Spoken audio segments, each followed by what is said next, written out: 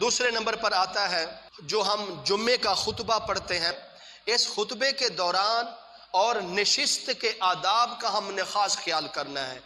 وہ یہ ہے، علماء فرماتے ہیں ان اذان کے الفاظوں کو نہیں دہرا سکتے، نہ اذان کے بعد کی دعا ہم پڑھ سکتے ہیں۔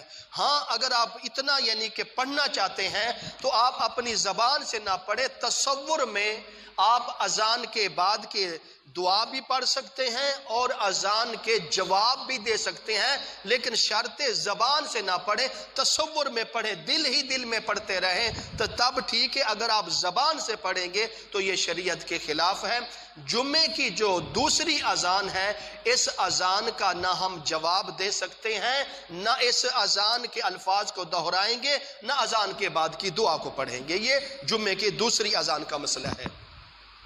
اب اذان کے بعد امام خطبہ پڑھتا ہے عربی کا، تو اس خطبے کے دوران ہم نے ایک ایسی حالت میں بیٹھنا ہے، ہماری صفیں سیدھی ہونی چاہیے، اور پھر ہم اس حالت میں بیٹھیں جس حالت میں شریعت کا حکم ہے۔ شریعت کا کس حالت میں حکم ہے بیٹھنے کا؟ تو فرمایا کہ پہلے نمبر سے آپ جس حالت میں بیٹھنا چاہیں بیٹھ سکتے ہیں، آپ پر کوئی پابندی نہیں ہے کہ آپ اس حالت میں بیٹھیں، ایک گوڈا کھڑا کر کے بیٹھیں یا چوکڑا مار کے بیٹھیں، آپ پر کوئی پابندی نہیں ہے کہ آپ اس حالت میں بیٹھیں۔ لیکن ایک شرط ہے، افضل جو طریقہ ہے خطبہ سننے کا، عربی کا خطبہ سننے کا جو افضل طریقہ ہے وہ یہ ہے کہ آپ دو زانو ہو کر، جس طرح ہم تشہد کی حالت میں، التحیات کی حالت میں بیٹھتے ہیں، اگر آپ عربی کا خطبہ سنتے وقت اس حالت کو اختیار کر لیں گے تو باقی حالت سے بیٹھنے سے تشہد کی حالت میں بیٹھنے کا آپ کو زیادہ اجر و ثواب دیا جائے گا۔ دوسری چیز، جب خطبہ ہم سن رہے ہیں، اگر ہمارے سامنے کوئی تنکا پڑا ہے، ہم اس تنکے کو اٹھا کر دوسری سائڈ پر بھی نہیں رکھ سکتے۔ اگر کوئی ہمارے ساتھ میں بیٹھنے والا کوئی حرکت کر رہا ہے، ہم اس کو بھی نہیں خاموش کر سکتے، کیونکہ ہم ایک ایسا یعنی کہ خطبہ سن رہے ہیں۔ آپ صلی اللہ علیہ وسلم نے فرمایا، اس خطبے کو سنتے وقت یا کسی کو اشارہ کر دیا یا کسی سے بات کی، ایسے بندے نے گناہ کا کام کیا ہے، مکروہ کام کیا ہے، لہٰذا ہم نے اس چیز سے بچنا ہے۔ اور تیسری چیز یہ ہے، جب عربی کا خطبہ امام پڑھتا ہے تو اس وقت اکثر لوگ اپنے ہاتھوں کو اٹھا کر دعا مانگتے ہیں۔ یہ جو عربی کے خطبے کے جو درمیان کے حصے امام بیٹھتا ہے، اس بیٹھتے وقت جو ہم دعا پڑھتے ہیں، اس کی کوئی پابندی نہیں ہے کہ آپ فلاں دعا پڑھیں، فلاں نہ پڑھیں، فلاں الفاظ پڑھیں، فلاں نہ پڑھیں۔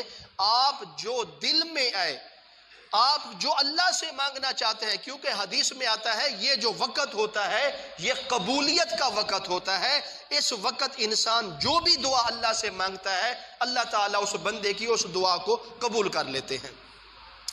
دعا آپ کر سکتے ہیں خطبے کے درمیان، لیکن ہاتھ اٹھا کر دعا آپ نہیں کر سکتے۔ یہ ہاتھ اٹھا کر دعا مانگنا بھی طریقہ صحیح نہیں ہے۔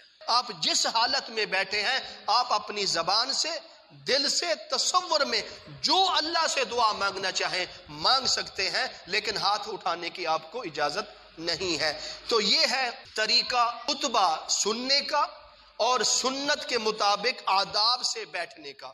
اگر ہم اس خطبے کے دوران باتیں کریں گے یا اشارے کریں گے یا اپنے جسم میں حرکت کریں گے یا پھر ہم ہاتھ اٹھا کر دعا کریں گے تو یہ طریقہ صحیح نہیں ہے۔ طریقہ مسنون یہ ہے، آپ تشہد کی حالت میں بیٹھ کر خطبہ سننا ہے اور پھر خاموشی سننا ہے۔ اگر آپ کے سامنے درود شریف امام پڑھتا ہے، اس خطبے کے دوران درود شریف والی آیت مبارکہ آ جاتی ہے تو آپ درود شریف کا اس آیت کا جواب دینا چاہتے ہیں، آپ صلی اللہ علیہ وسلم پر درود شریف پڑھنا چاہتے ہیں، بل آپ خاموشی کے ساتھ دل میں تصور میں درود شریف پڑھ سکتے ہیں۔ یہ ہے سنت کے مطابق خطبہ سننے کا طریقہ۔ جب ہم اس انداز سے جمعے کا جو عربی خطبہ ہوتا ہے، جب ہم اس کو اس طرح سنیں گے تو انشاءاللہ اس کا اجر و ثواب اللہ تعالی ہمیں پورا عطا فرمائیں گے۔